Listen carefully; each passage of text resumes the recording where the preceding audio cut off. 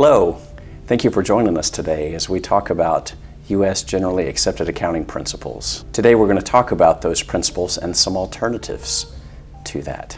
Joining me is Travis, and he's going to kick us off by talking about U.S. GAAP. Thank you, Chad. So U.S. GAAP, United States generally accepted accounting principles, has often been the gold standard of reporting frameworks. It's required by public companies and has commonly been used by a lot of privately held companies as well.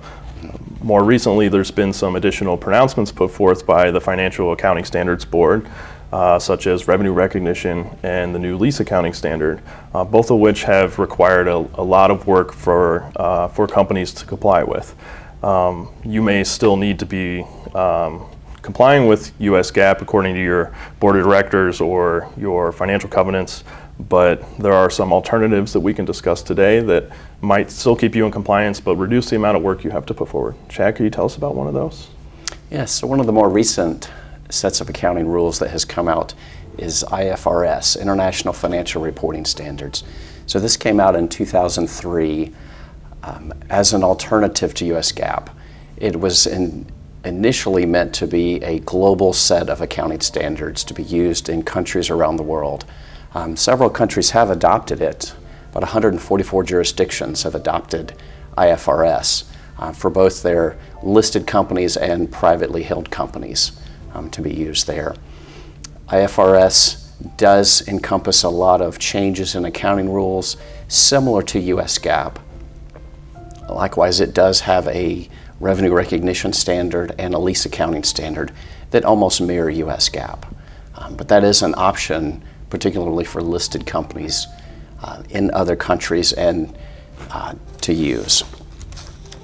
Another set of accounting rules that is even newer than that is IFRS for SMEs, the International Financial Reporting for small and medium enterprises.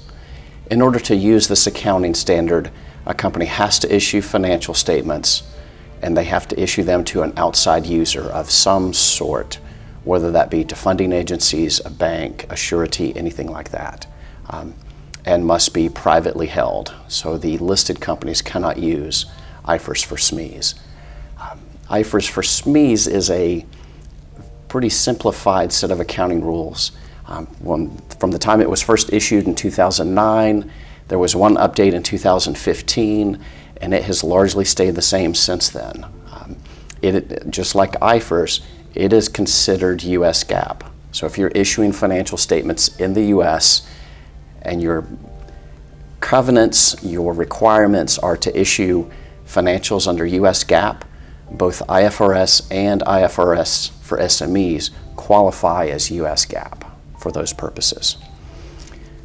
So with that, those cover our accounting standards that are considered GAAP in this country. There are some other sets of accounting rules.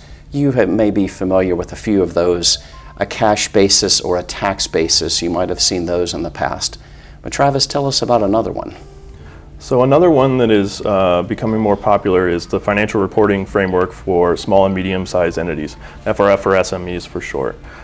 This one is good if you do not have a requirement to report under US GAAP, whether your covenants don't require those type of financial statements, or you don't have any bank debt and you're a privately held company, you can use this reporting framework.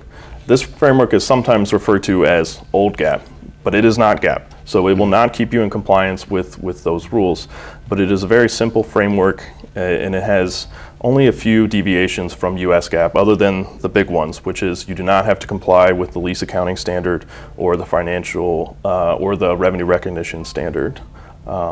So you may find that this is a good solution if you have very little reporting requirements and you do not have to remain compliant with the US GAAP standards. All right. Thank you very much, Travis, and thank you for joining us today.